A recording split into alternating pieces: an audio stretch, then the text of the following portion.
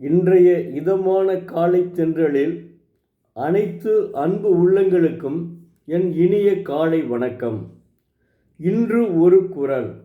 அதிகாரம் 19, புறங்கூறாமை. குறள் எண் 186.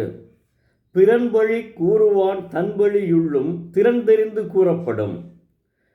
தெய்வப்புலவர் திருவள்ளுவர், பின் ஒருவன் பழியை அவன் புறத்து கூறுபவன் தன்பழி பலவற்றும் உளையும் திறமுடையவற்றை தெரிந்து அவனால் கூறப்படும் என்கிறார்.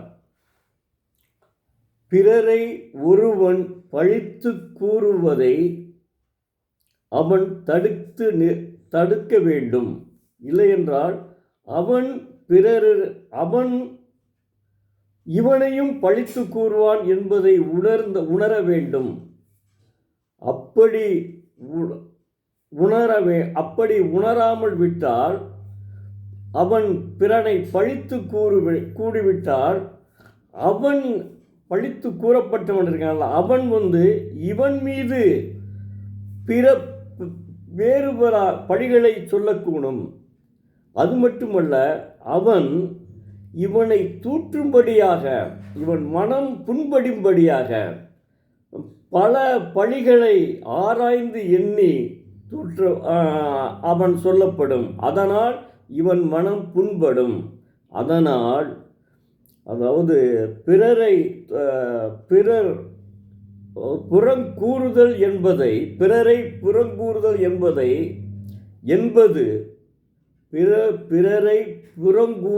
என்பது அவனுக்கு தனக்குத்தானே தீமை செய்வதாகும். எனவே புறங்கூறுவதை தவிர்க்க வேண்டும். இதனைத்தான் தெய்வப்புலவர் எப்படியெல்லாம் சொல்லியிருக்கிறார் பாருங்க. 1.25 அடியிலே அற்புதமாக விளக்கியுள்ளார். அவர் அன்பு, அறம், இல்வாழ்க்கை இது எல்லாத்தையுமே அற்புதமாக எடுத்து சொல்கிறார். அதற்கடுத்து அவர் இதையும் சொல்லுகிறார், புறங்கூறாமைன்னு சொல்கிறார். அதை ரொம்ப முக்கியத்துவம் கொடுக்குறாரு. புறங்கூறாமைக்கு முக்கியத்துவம் கொடுக்குறாருங்க. அதனால் ஒரு மனிதன் அடுத்தவனை பற்றி புறங்கூறுவதால் உனக்கு என்ன நன்மை விளையுது சிந்திச்சு பாருங்க. வாழ்க்கையில் அடுத்தவனை பற்றி தனக்கு முன்னாடி நல்லா பேசிட்டு பின்னாடி போய் அவனை நல்லா அன்பாக பேசிவிட்டு சிரித்து பேசிவிட்டு பின்னாடி போடி அவனை பழித்துரைப்பது எவ்வளவு பெரிய வெட்கக்கேடு, எவ்வளவு பெரிய தவறு. அதை உணர வேண்டும். புறங்கூறுவதை தவிர்க்க வேண்டும். தெய்வப்புலவர் ஒவ்வொரு அதிகாரத்திலும் ஒவ்வொரு குறளிலும் ஒவ்வொரு கருத்தை தெரிவித்து கொண்டிருப்பார். அதனால்தான் இந்த திருக்குறள் உலகம் போற்றும் திருக்குறளாக இருந்தது. ஒரு ரஷ்ய லியோ டால்ஸ்டாய் அங்கிருந்து இங்கே உலகத்தந்தை மகாத்மா காந்தி அவர்களுக்கு, நாம் தந்தை என்று போற்றக்கூடும் மகாத்மா காந்தி அவர்களுக்கே லியோ டால்ஸ்டாய் தான் திருக்குறளை பற்றி சொல்லியிருக்கிறார். அதனால்தான் அவர் தமிழ் மூலத்தை கற்க விரும்புகிறார். தமிழ் மொழி ஒரு வாழ்க்கையிலே இன்றியமையாத மொழிங்க.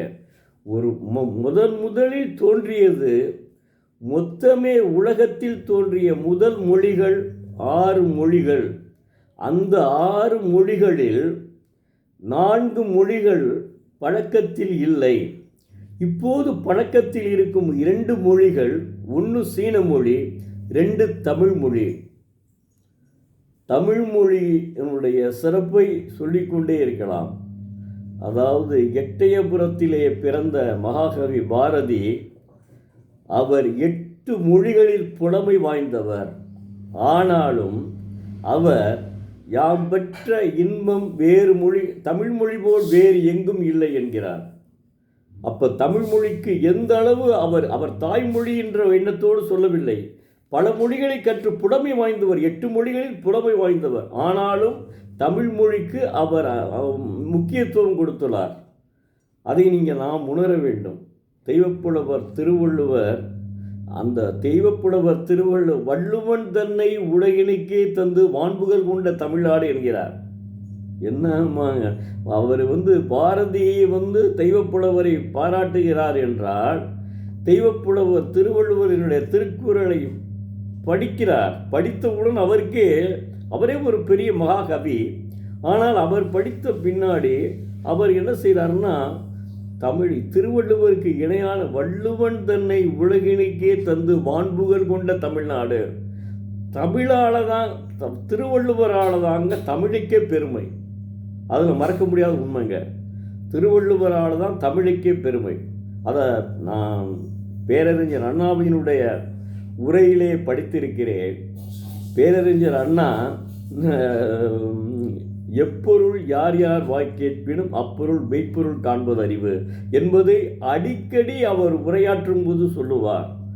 ஏன்னா அவர் தமிழ் மொழி மேல் பற்று வைத்து, குறிப்பாக அவர் திருக்குறள் மேல் பற்று வைத்ததால் தான் அவருக்கே நாம் தமிழ் மொழியினுடைய பெருமையை உணர வேண்டும் என்ற எண்ணம் வந்தது. அவர் ஆங்கிலத்திலும் படித்தவர், ஆங்கிலத்திலும் நன்றாக புலமை வாய்ந்தவர், சர்வசாதாரணமானவர்கள். எங்கள் பேரறிஞர் அண்ணா பச்சையப்பன் கல்லூரி 2 மாஸ்டர் டிகிரி 2 டிகிரி வாங்கியிருக்கிறாரு. இப்போ படித்து கரஸ்பாண்டன்ஸில் வாங்கலை.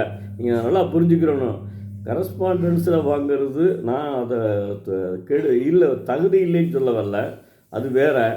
ஆனால் பேரறிஞர் அண்ணா பச்சையப்பன் கல்லூரியிலே 2 டிகிரியுமே படித்து வாங்கி உள்ளவர். அதனால் அவருக்கு இணையானவர் ஒருவர் இருக்கிறார் என்று நான் சொல்ல விரும்பவில்லை. காரணம், அவருக்கு தகுதியானவர் யாருமே இல்லை. ஆனால் மற்றவர்கள் இருக்கிறாங்க. இப்போ நம்ம முத்தமிழறிஞர் கலைஞர் அற்புதமான மனிதர். அவரும் நிறைய பராசக்தியே போதுமேங்க. அந்த பராசக்தியிலே அந்த வசனத்தையுமே அதை பார்த்தாலே நாம் அசந்து விடுவோம். அந்த அளவுக்கு அற்புதமாக சிவாஜி கணேசன் அந்த இதை எழுதியிருப்பார், அந்த வசனத்தை பேசியிருப்பார். கல்லைத்தான் மண்ணைத்தான் காய்ச்சித்தான் குடிக்கத்தான் கற்பித்தானாம்.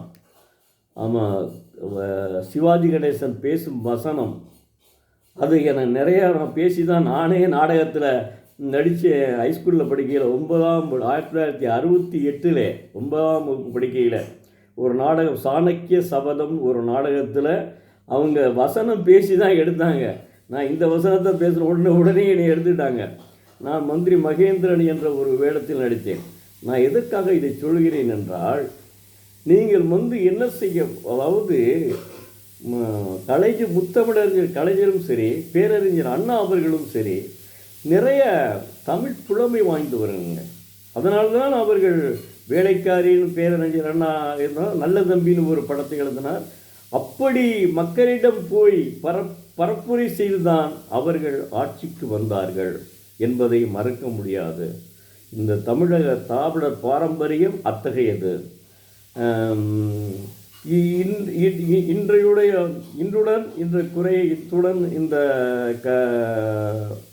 இத்துடன் இந்த கருத்தை முடித்துக் கொள்கிறேன். நாளை மீண்டும் ஒரு குறளை பார்ப்போம். நன்றி, வணக்கம்.